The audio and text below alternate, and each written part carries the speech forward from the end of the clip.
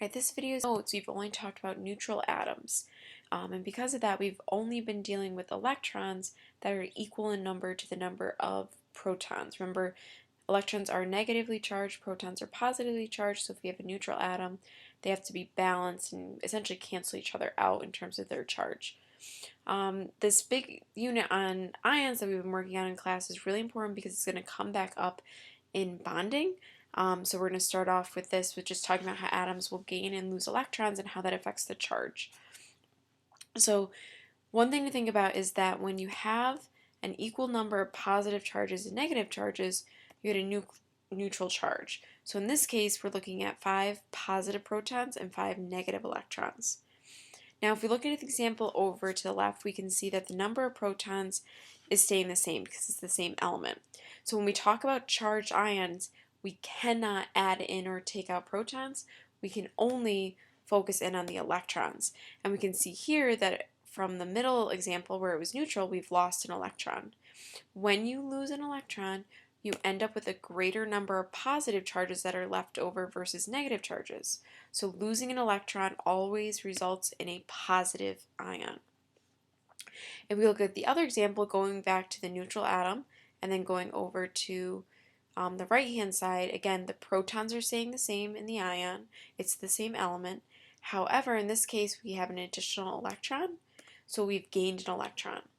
When you gain an electron, there's no other positive charge to cancel it out, so you end up with more negative charges than positive charges.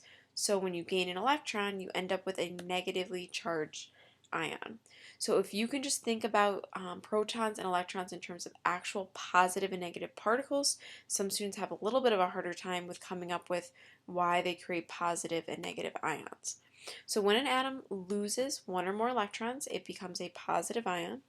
So in this example down here, protons is just determined by SR, so 38 protons. Neutrons, which we did in the last unit, is 88 minus 38 to get 50. Now the new part is this number of electrons. If it was neutral, there would be 38 electrons here, but there's a plus 2 charge. That must mean that we must have more protons than electrons, indicating that I lost electrons when this ion was formed. So I must have lost 2 based on the charge, so I have 36 electrons. So that's how you use the charge to get the number of electrons. If we work backwards, protons here is 39, so that's yttrium Y.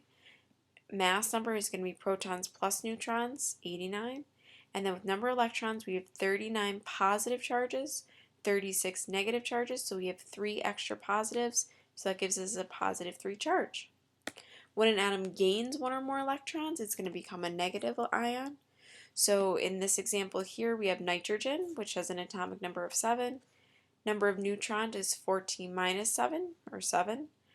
And then when we look at the number of electrons, again, if it was neutral, we would have 7 electrons.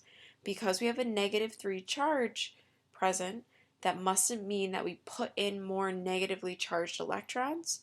And the number tells us exactly how many, 3. So we have a total of 10 electrons. And then in the last example here, protons give us iodine. 73 plus 53 is 126. And then finally, when we look at the charge, the protons and electrons are not equal, so we have 53 positive charges, 54 negative charges, so we have 1 extra negative charge, so that's going to contribute to a negative 1 charge on the ion. You will start to see some trends and patterns that occur. So you'll see that metals are going to tend to form positive ions by losing electrons. Those guys are mostly to the left of the staircase with the exception of hydrogen. And nonmetals, which are mostly to the right of the staircase except for hydrogen, will gain valence electrons in order to create negative ions. We've talked and mentioned briefly that elements in the same group have the same number of valence electrons, which is what causes them to take on similar charges. And that is it. So we will keep going over ions with some practice and see what we can do with it.